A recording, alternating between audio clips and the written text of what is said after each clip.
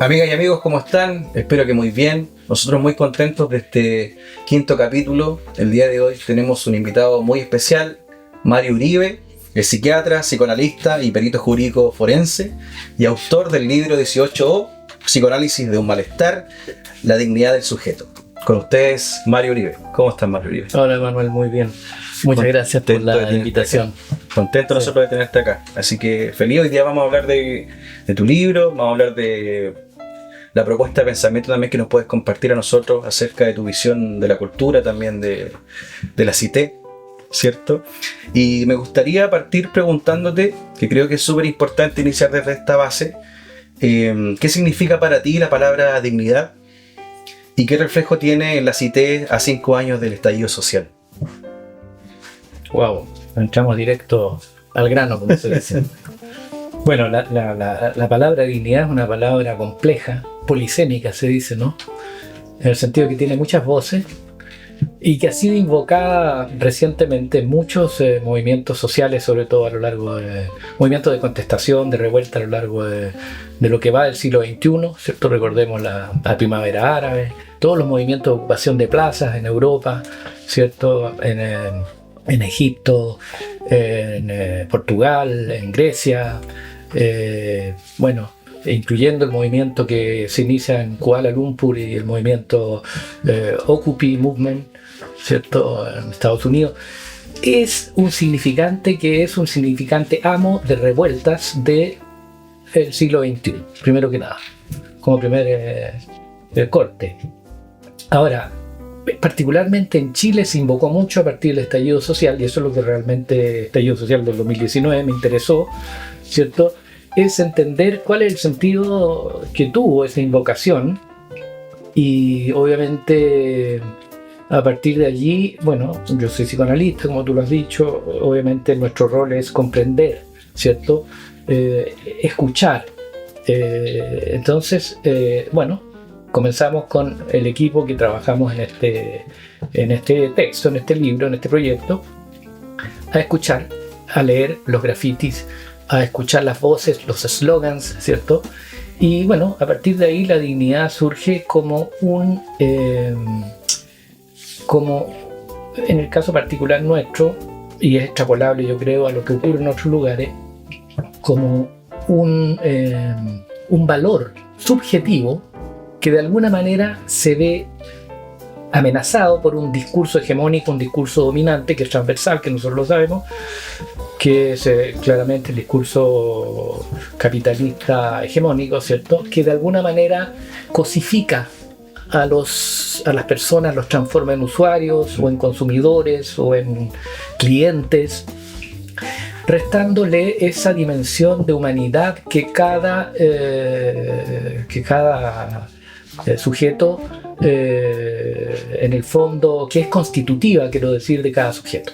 Y cuando se produce una amenaza de esa dimensión subjetiva es cuando se invoca la amenaza de la dignidad, un valor que tiene que ver con algo del orden de un no respeto por esa condición humana que sabemos que está consagrada universalmente. Es una conquista de la modernidad, la dignidad. De hecho, está consagrada jurídicamente desde el año 48 a nivel de la Declaración de los Derechos del Hombre y del Ciudadano, ¿cierto? Y que de alguna manera, bueno, ha sido incluso, digamos, concretamente especificada en muchas constituciones. Tenemos la de Irlanda, por ejemplo, el año 37 ya, y muchas otras. En el sentido del respeto a esta condición fundamental de lo humano, que tiene que ver con el hecho que lo humano es esencialmente y por definición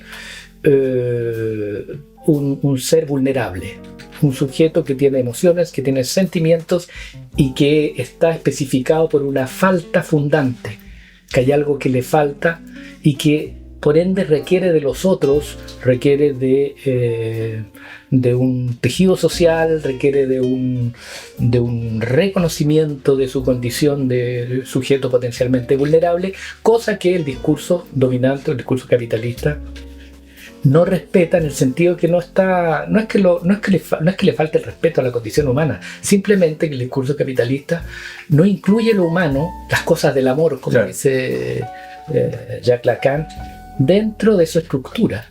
Deja fuera todas las regulaciones simbólicas, ¿no? Entonces, a partir de allí, más allá de la dimensión objetiva, cuando de lo que puede ser un abuso político, un abuso económico, más allá del hecho de que los sujetos están sobreendeudados, o que son rehenes del capital o rehenes de un sistema financiero y que están agobiados por necesidades objetivas, cuando se le agrega una dimensión de cierto irrespeto o menosprecio de esa condición, como fue el caso en Chile. Digamos que el estallido social se vino preparando por etapas sucesivas, ¿cierto? Cuando el desencadenante, que fueron los famosos 30 pesos, ¿cierto? Del incremento del precio del ticket de transporte, se suma a ello una especie de divorcio absoluto de los ministros de Estado en ese tiempo entre el poder o la élite y la calle, con declaraciones bastante poco afortunadas, poco asertivas. Y muy lejanas de la realidad también. Totalmente lejanas de la realidad. Lejanas de la realidad, que de alguna manera, claro, atentaban contra esa dimensión. La dimensión en que un sujeto se debe reconocer como un sujeto deseable, como un sujeto de deseo para cualquier institución, para cualquier otro y para cualquier Estado. Y eso está consagrado. Entonces, cuando hay un desfase entre derechos consagrados, entre una tradición que consagra el respeto a la persona humana, en el sentido que la persona es un ser único, que tiene una dignidad que es inalienable, una dignidad que es absoluta, que no tiene precio en el mercado. Las cosas tienen un precio. Las personas no tienen un precio, tienen una dignidad. Entonces, a partir de allí se suscitan reivindicaciones y revueltas del orden del registro subjetivo, que se ven amenazadas porque no son, hay un desfase entre esa consagración universal de derechos y de respeto y la concretización real. Claro. ¿Ah? Entonces yo creo que ese es el núcleo subjetivo que explica, más allá de cualquier comprensión sociológica, politológica, que explica de una manera en la subjetividad de la época lo que ocurrió en Chile. ¿Por qué se invocó tanto esa dignidad amenazada? Los ciudadanos chilenos sintieron, como sintieron en Grecia, como sintieron los tunecinos en la época de Ben Ali, sintieron que se les podía desposeer de una condición esencial que es la diferencia y lo singular de cada persona. Y a partir de allí, surge la revuelta, que es una manera de dignificar y dignificarse. No sé si me explico. Sí. Un poco largo, pero... No, está perfecto. Y te agradezco la apertura. Entendiendo que la base del diálogo que se dio en el estallido social entre los manifestantes y las autoridades, también tomándonos de lo que mencionas tú, era apelar simplemente a la notación mínima de la dignificación del ser, que era ser escuchado, ¿cierto? Que esto lo menciona de manera muy fuerte el libro. Y también, por otra parte, hay una mención muy interesante de donde citas a Martin Luther King, que dice que las barricadas son las voces de aquellos a los que no oímos, ¿cierto? En contexto de lo que te estoy mencionando, ¿crees tú que la sociedad chilena ha sido escuchada en este periodo o en algún momento? Porque también después sucedió la ley antibarricada.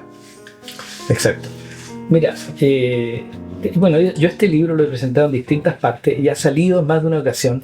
Hay un tema súper delicado en esto, que es el tema de la relación del estallido con la violencia, que ha sido usado, políticamente por detractores, y caricaturistas, del estallido, como intentando reducirlo en forma bastante irresponsable, a mi juicio, a un pasaje al acto criminal, a la delincuencia, qué sé yo. En circunstancias que toda la información demográfica que se tiene sobre la estructura de la gente que participó es totalmente ajena, lejos, la gran mayoría de las personas que participaron fueron gente pacífica, gente que provenía de horizontes diversos, que no era militante de nada y menos violentista.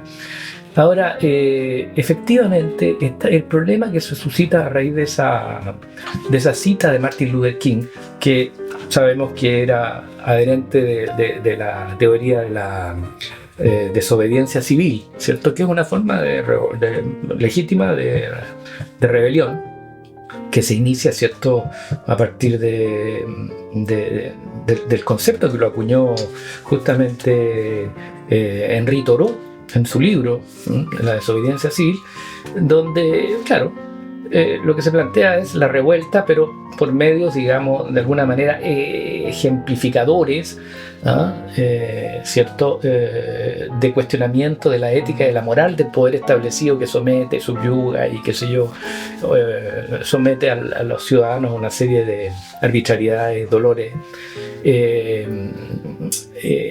como un acto de responsabilidad. Ahora, se tiende a idealizar esta desobediencia civil, y la verdad es que, como tú bien lo mencionas, Martin Luther King no era contrario a las barricadas, y las barricadas son las voces, dice él efectivamente en esa cita, que nos cansamos de oír nosotros. Claro, que el poder no escucha. Y eso es lo que vivíamos en Chile, es decir, en ese momento. Entonces, de alguna manera, un desobediente civil como Martin Luther King está justamente abogando por la legitimidad de la barricada. Efectivamente, en Chile hubo todo un planteamiento tendiente a criminalizar, ¿cierto?, el estallido a través de las leyes antibarricadas, todos estos intentos represivos. Y con eso te respondo, es que hemos sido alguna vez escuchados, es que los ciudadanos sienten que han sido escuchados. Yo tengo la impresión que a lo largo de nuestra historia, son muy pocos los momentos sostenidos en el tiempo en que uno pudiese decir con certeza de que sí al clamor ciudadano se le ha dado el lugar, la oreja que necesita para construir una sociedad pacífica, y dialogante también, que es muy necesario. Reconstruir, claro, una identidad sólida que lamentablemente estamos muy en deuda respecto de nosotros mismos, de nuestra historia, y hemos vivido a lo largo, probablemente políticamente incorrecto lo que digo, pero es lo que yo percibo, y algunos historiadores que apuntan justamente a reconstruir una otra historia, en el sentido de que esa falta de escritura, de esa voz, ha implicado de alguna manera una fragilidad enorme de la identidad. El movimiento del 18 de octubre también tuvo esa arista de reivindicar identidades que no están del todo, bien consolidadas, y por supuesto que a partir de allí, si se reivindicó, no sé, la historia de los pueblos originarios, por ejemplo, se habló de una posible refundación que tenía ese espíritu, ¿cierto?, de reconstruir un equilibrio pacífico, y de darle un entramado simbólico a una deuda pendiente, digamos, claro,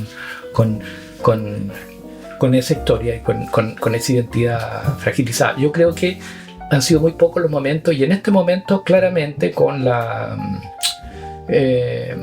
el acuerdo por la paz y todo lo que vino después, la nueva constitución y todos los vaivenes que tuvo ese movimiento, se fue desvirtuando totalmente la voz de los ciudadanos hasta que estos llegaron al hastío, que es un poco la percepción que tuve a posteriori. No está escrita en este libro, pero es un poco... No, pero tiene que ver en relación con la continuidad. Este libro lo escribiste meses posterior a que inicia el estallido.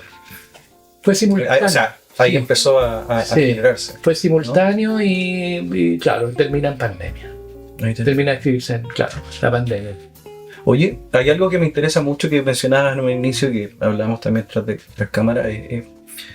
¿Cómo conectaste tú con los mensajes que habían en los grafitis, en las paredes? Había un diálogo súper potente y súper fuerte que finalmente se transformó en algo necesario para identificar también nosotros quienes estábamos sumándonos poco a poco a este movimiento en el estallido, quienes fuimos a las marchas, de lo que estaba sucediendo y cuáles eran las partes delicadas o frágiles de cada punto de la ciudad o del país en general. Claro, básicamente, claro, hubo una interpelación, yo creo, a todo Chile. Todos nos sentimos interpelados. Yo encuentro sorprendente que hoy en día nadie hable de este tema. ¿No? Yo no tengo ningún tipo de militancia ni interés en política partidista. Sí, obviamente hago política con mis síntomas, como todos hacemos política, hablo de esto en el libro, todos hacemos política con el síntoma que llevamos y que nos constituye, pero personalmente yo me sentí interpelado porque, bueno, yo fui de una generación que de alguna manera obviamente sufrió los avatares de la dictadura militar en aquellos años. Te cuento algo personal, creo que igual está implícito y explícito en este libro. Claro. Posteriormente, cuando se produce el advenimiento de la democracia o de la pseudodemocracia, yo hablo de pseudodemocracia, el año 89, ¿cierto? Y todo lo que fue la esperanza, que también de alguna manera fue frustrada para ciertos sectores, ¿cierto? De la población, ciertos sectores más progresistas, si se quiere, en el sentido que no hubo un corte completo con una serie de situaciones que tienen que ver con derechos humanos y bueno, una serie de arbitrariedades previas del régimen. Entonces queda algo pendiente y el movimiento de octubre a mí en lo personal me interpela justamente desde esa perspectiva histórica. Y obviamente la conexión es automática, es emocional, sin duda. Escuchar las mismas canciones que se escucharon, ver las banderas que eran banderas no militantes, que todos los vimos, eran la bandera chilena, la bandera negra, la bandera del pueblo mapuche, ese tipo de cosas no se permitía. Tú que entiendo que has ido a esas marchas, no se permitía otro tipo de identidades, digamos, militantes. Sí. Había muchas comunidades de todos los tipos y de organizaciones que se juntaron porque también no había algo en común que lo uniera o un partido en común. Simplemente la gente se fue a manifestar. Porque como mencionaba, a través de estos mensajes que estaban en las paredes empezamos a identificarnos y a encontrar también esos dolores en nosotros. Exacto, esos mensajes eran muy potentes. Yo me recuerdo, y de hecho hago un gliñoteo ocular, digamos, a lo que ocurrió en el mayo del 68. Yo este libro también lo presenté, está traducido en Francia, y lo presentamos hace este año, en el mes de mayo. En Francia les ha gustado mucho. Y hay un guiñoteo a lo que fue el mayo del 68, donde abundaron este tipo de graffiti, de slogans, donde la juventud de la época contestaba el poder a través de su sentir y de cuestiones muy ingeniosas y además muy dolorosas también. Es decir, entonces a partir de allí la conexión, como decía, fue automática y yo tenía la certeza, y aquí retoma la pregunta anterior, de que esto probablemente podía ser asfixiado en algún momento, la revuelta, como así históricamente en Chile. Entonces era importante dejar memoria. Okay. Para mí, creo que la primera motivación, aparte de la interpelación emocional y mi posición analítica de escuchar y de hacer circular la palabra y de poder propagar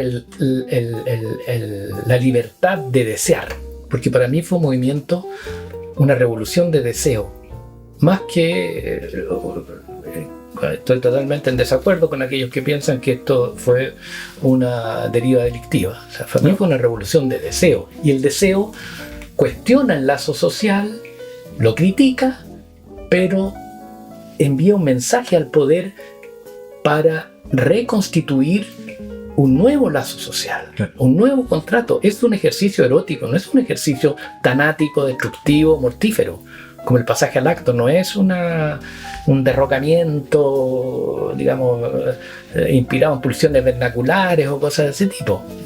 No había una intención de tomar el poder, había una intención de generar una comunicación, un debate, una presentación de sentires. Exacto. Finalmente eso fue. No había ninguna logística tampoco destinada justamente a obtener ocupación de la moneda o qué sé yo, ir a ocupar el Palacio de Invierno.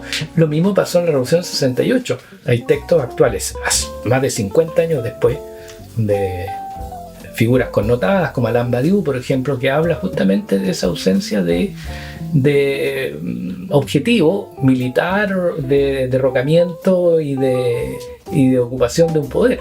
Era simplemente revolución de deseo, escuchar, ser escuchado y eventualmente modificar un contrato social. Si ese contrato social todavía no se ha modificado porque no tenemos constitución y seguimos con la constitución anterior, es porque 2 más 2 son 4, o sea, los ciudadanos no han sido escuchados. Exactamente. Claro. Finalmente esa es la respuesta en conclusión de lo que te preguntaba. Claro. Es que, exacto. Es lo que he sentido yo, porque finalmente la vuelta que se dio nos dejó casi en el mismo punto.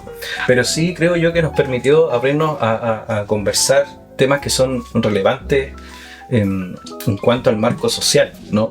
También hay un punto del libro que habla propone el tema de la felicidad y que Chile está evaluado como uno de los países felices, pero también hace la diferencia en que, claro, hay una felicidad individual, pero no hay una felicidad colectiva.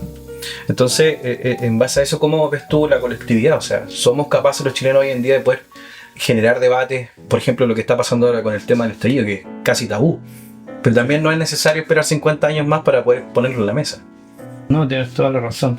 Bueno, yo lo que veo efectivamente, si somos capaces, ojalá podamos ser capaces, pero significaría que habremos franqueado un formateo. Hay un formateo del discurso dominante, hegemónico, el discurso capitalista, que se impone universalmente. Yo no estoy haciendo con esto política partidista, insisto, claro. Es algo, una realidad que tiene induce un formateo subjetivo. Las personas son personas individualistas por esencia, donde producto de la ausencia de marcos regulatorios por la fragilidad simbólica, la ausencia de barreras al goce, lo que se fomenta es la maximización, es la plusvalía, es la rentabilización, es el excedente, donde se vectoriza una subjetividad según la cual nada es imposible y todo es posible, o sea, todo lo que sea real, imposible,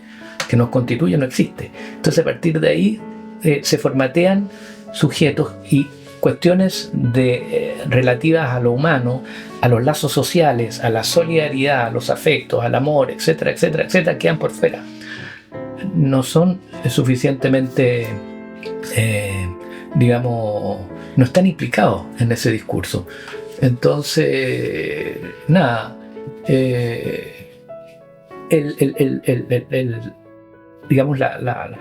eso plantea la pregunta sobre las soluciones.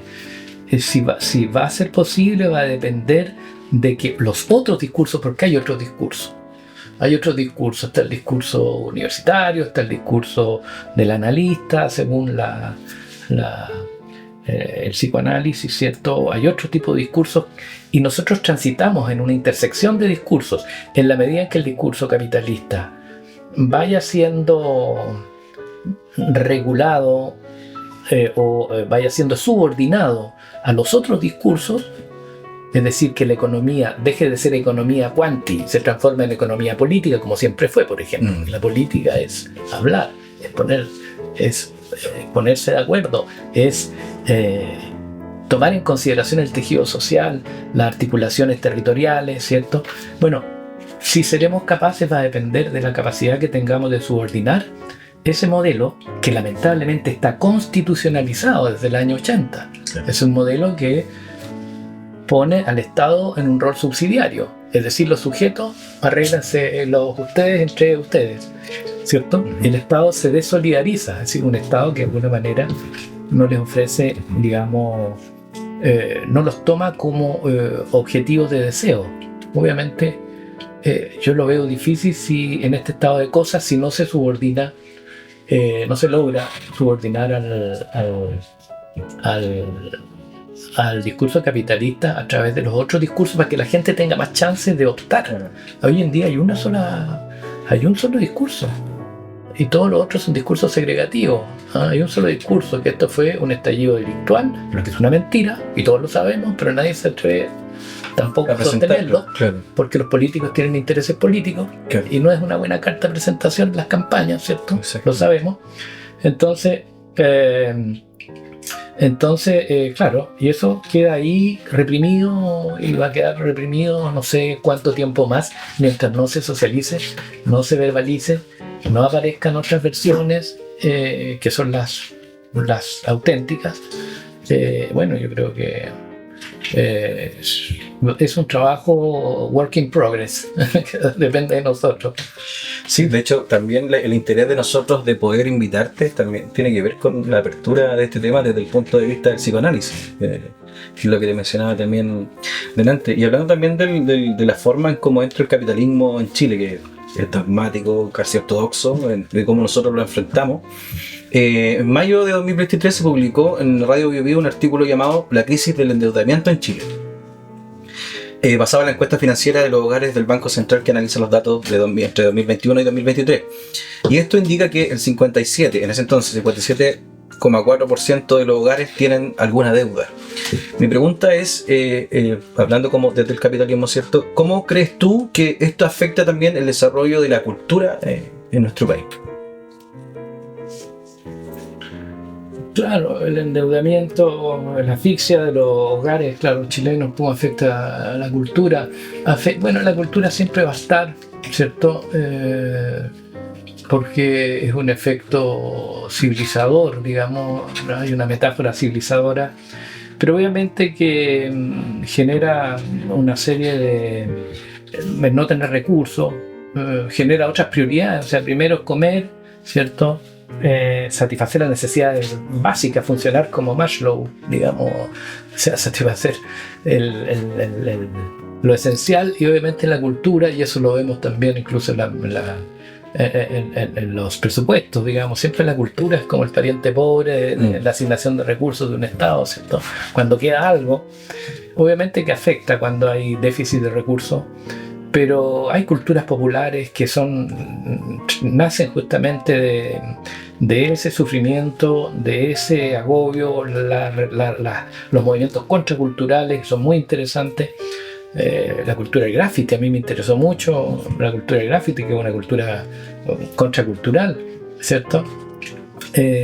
Donde el sujeto igual logran expresarse, pero claro, no tienen la masificación que debieran tener.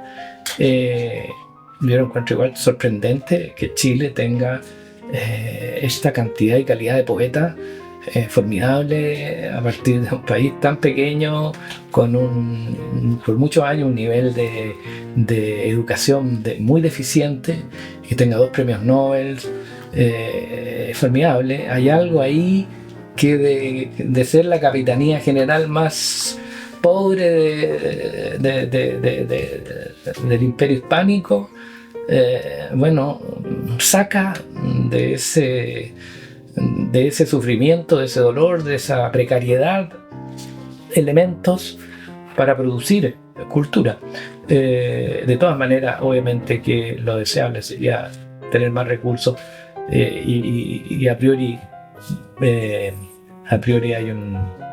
hay una reducción del estímulo, obviamente, para producir movimientos, o generar producciones culturales cuando falta recursos. Claro, finalmente, como yo creo que es el centro de lo que te preguntaba, es como nosotros, teniendo un florecimiento cultural probablemente under, por llamarlo así, que es poco conocido, finalmente lograr impacto internacional, pero acá en Chile, porque hay otros intereses o hay otras prioridades, cuesta mucho asimilarla. Por ejemplo, lo mismo que pasa con el tema del estallido, que hay temas que probablemente a gente le interesa más afuera que acá a nosotros. ¿Por qué nos cuesta tanto el sentir como esa identidad con nuestros pares? Y también se conecta con la pregunta que te hacía anteriormente: ¿por qué también nos cuesta tanto sociabilizarnos, conversarnos, compartirnos las temáticas culturales, compartirnos los temas que finalmente son importantes para el desarrollo nuestro como sociedad? Y en base a esto también me gustaría preguntarte, ¿por qué crees tú que quienes impulsan constantemente la idea de dar vuelta a la página del periodo de la dictadura, según ellos, para avanzar, siguen queriendo a 51 años del golpe militar inhabilitar también la necesaria reflexión del estallido social. ¿Por qué crees tú que existe ese medio que quiere ocultarlo y no exponerlo? Bueno, claramente es la lógica del censor, es decir, que en Chile es muy marcada.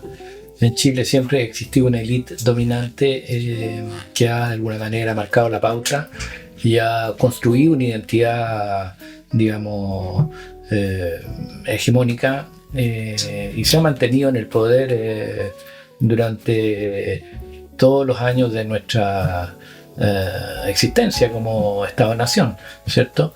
Y obviamente ellos tienen intereses en mantener esto en un estado de represión, ¿cierto? Represión en un sentido analítico, es decir, en el desván.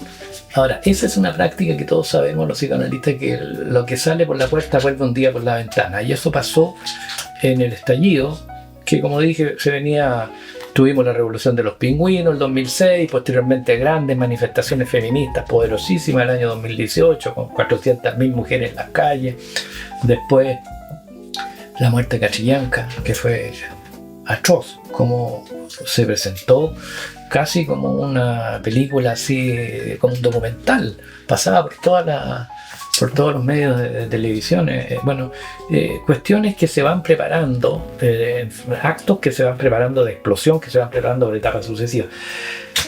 Entonces, el deber de memoria, no hay psicoanalista que no respete la memoria. O sea, nosotros como psicoanalistas trabajamos con la memoria. Justamente creemos que la rememoración, la elaboración de una historia es lo que permite sobrepasar y posteriormente pacificar y posteriormente darle una solución, un arreglo, un ayornamiento saludable al conflicto psíquico individual y colectivo.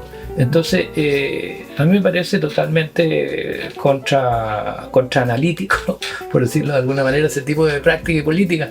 Lo veo como un hecho de gente interesada simplemente en perpetuarse en el poder, o sea, y en profitar del país y mantener un estado de sometimiento y dominación a un grupo mayoritario en la población. O sea, eso es Chile. Oye, Mae, quería preguntarte también si acaso hay secuelas de este libro, que para mí es necesario, será siempre necesario, porque fomenta, como dices tú, el trabajo de la memoria.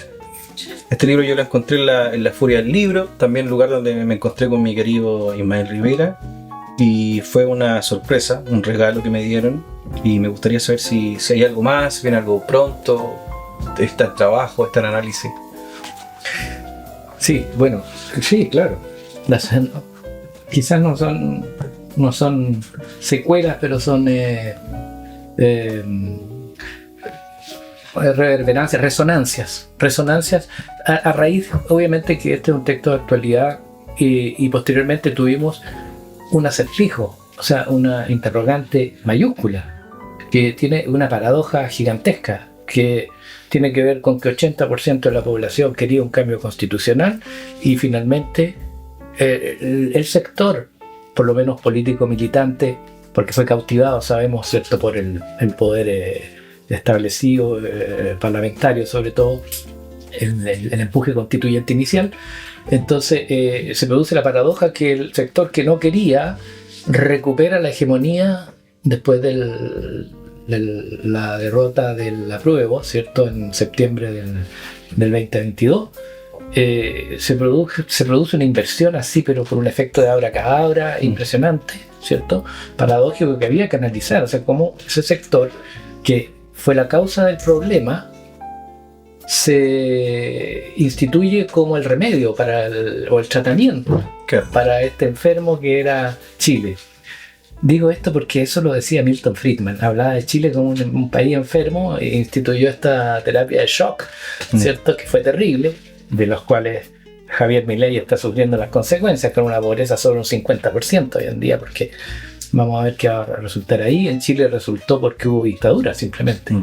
Pero bueno, como consecuencia hay otro libro que acaba de partir a imprenta, que se llama, justamente hablo de estas paradojas, por qué no siempre se quiere lo que se desea, ¿cierto? Cómo se entiende subjetivamente este especie de abracadabra, ¿cierto? De vuelta, de inversión completa del deseo o del goce, cómo se explica subjetivamente, y el texto se llama Paces e impases de un empuje constituyente, el valor de la derrota, donde yo me inspiro un poco en ciertas propuestas de Pasolini y a partir de un análisis siempre psicoanalítico, obviamente, de las consecuencias de esta derrota, del apruebo, y cómo obtener una lectura a partir de esta crisis psicológica, porque es un momento de crisis psicológica en el juicio del país,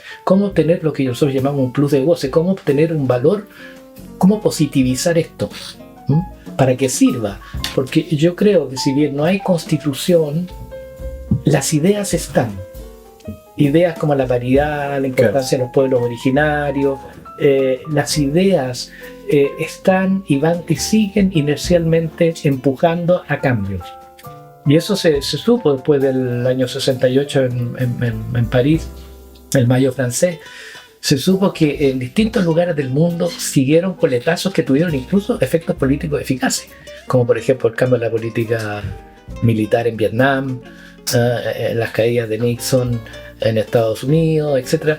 Fueron resonancias de los movimientos hippie, por ejemplo, que fueron coetáneos del Mayo francés. Entonces, esto está por reescribirse, ¿cierto? Y yo en ese texto un poco planteo mi interpretación psicoanalítica de lo que pasó, y está editado por Otra Escena Ediciones, y ya va a estar en las librerías en el mes de octubre. ¿De este año? Sí, de este año. Perfecto, entonces vamos a estar esperándolo. Sí, también. Porque ese, claro, es otro, es el capítulo 2, por decirlo así. Oye, quiero hacerte la última pregunta. Sé que lo hemos conversado, pero es bueno también dejarla como conclusión de la conversación. Me gustaría saber qué piensas tú de por qué es tan necesario hablar temas actuales y no esperar tantos años para poderlo aclarar o atender. Y ¿cuál es tu visión? Porque Chile viene como en diferido. Suceden cosas, pero se atienden después porque ahora no se pueden atender. O sea, no hay una importancia para poder mirarnos a la cara y decirnos las cosas que pensamos hoy en día. Sí, es verdad lo que tú dices. Forma parte del talento chileno eso de dejar para mañana, postergar, procrastinar, decimos nosotros, es decir, chutear para adelante en jerga futbolística. Es importante porque se evita la acumulación, ¿cierto? Si se habla asertivamente en el momento que ocurren las cosas, se pierde el poder, el potencial poder destructivo, el potencial poder de pasaje al acto. Cuando uno habla no actúa, y cuando actúa es porque no habló. Un poco esa es la lógica, ¿no? Y un pasaje al acto puede ser muy violento, puede ser explosivo, puede ser destructivo, y creo que nadie quiere eso para Chile. Los que queremos a Chile no queremos que eso ocurra. Sabemos las consecuencias, lo que significa, pero si no se hace un buen trabajo de rememoración y elaboración de duelos, porque hay muchas pérdidas acá involucradas, obviamente se va a acumular una tensión y a posteriori, en forma extemporánea, va a haber otra explosión, y puede ser ya esa vez no una explosión del orden de una revolución de deseo que es erótica, como dije, que busca ser escuchada y reconstituir un nuevo lazo social, sino que algo completamente destructivo, explosivo, que puede tener consecuencias muy graves, ¿cierto?, en el país. Entonces es muy importante estimular la memoria, hablar, ponerse de acuerdo, poder disentir, poder no estar de acuerdo y respetar al que no está de acuerdo. Lo peor es el silencio. Lo peor es el silencio. en el sentido de que el otro no es confirmado su legitimidad como un ciudadano, como sujeto en el seno del lazo social. Entonces es muy es un estatuto muy poco confortable y muy violento, muy violento. Una manera de evitar esa violencia del pasaje al acto es hablar, efectivamente. Y los temas necesarios que son importantes para sanar también. Sanar heridas, claro, los duelos. No se puede eso de la... Hay cosas, para mí es equivalente al negacionismo. O sea, hay países como... Yo en el libro Pases e Impases de un empuje constituyente, yo justamente hablo de que Chile no ha saldado sus cuentas, no ha arreglado sus cuentas con el pasado. Y hay países que sí de alguna manera lo hicieron. Por ejemplo, Alemania formuló una ley contra el negacionismo, y hoy en día alguien que reivindique el antisemitismo va a la cárcel. O sea, claramente hay cuestiones que se pueden hacer que no se han hecho nunca, ¿cierto? Entonces el negacionismo es lo peor, es una cancelación, ¿no? Es desconsideración por el dolor y por las heridas ajenas del otro. No corresponde, creo yo, y un mal tratamiento para la salud, para la salubridad de individual y colectiva. Agradecerte, Mario. Estamos muy contentos de tenerte acá y poder abrir el tema del estallido. Nosotros tenemos una dinámica siempre al final del programa que nos gusta que nuestro invitado o invitada nos comparta alguna recomendación o algún personaje X o algún documento X o alguna instancia X que nosotros podamos investigar y compartir también con nuestra comunidad. Sí. Tengo dos. Puede ser. Dos, está perfecto. Personalmente estoy en otra escena de ediciones, estoy trabajando en un proyecto que es la traducción que ya está en el mercado del libro de un colega psicoanalista que se llama Pierre Bruno, cuyo título es ¿Qué es soñar?, donde él habla justamente de lo que es soñar. Hay un capítulo muy interesante sobre lo que es soñar bajo el Tercer Reich, por ejemplo. Cómo el sueño puede ser constituir un refugio privado, y cómo el proyecto nazi, por ejemplo, tendía de alguna manera a abolir toda vida privada, ¿ya? Cómo el sueño puede ser un refugio, una especie de resistencia, ¿cierto? Hay trabajo en Chile sobre el sueño bajo dictadura militar también. Pero bueno, ese texto que va a salir el 19 de noviembre va a ser presentado, de octubre, está ya editado. Y lo otro es un texto de descontexto de justamente un amigo, Juan Carlos Villavicencio, que hizo una antología de poetas palestinos. Cosa que es bastante poco conocida por nosotros, visto el drama de Palestina actualmente y de la guerra en curso.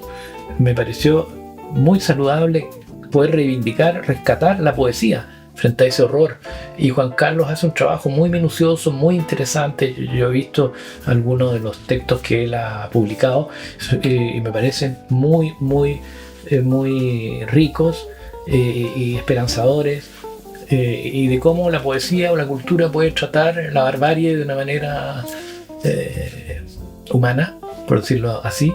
Así que se lo recomiendo, va a salir en estos días a través de Descontexto, sobre todo considerando que en Chile tenemos una comunidad palestina altísima, más de 500.000 de chilenos son de origen palestino, así que esas dos recomendaciones. Y son primicias a la vez, porque están esperando ser publicados, así que te agradezco. Exacto.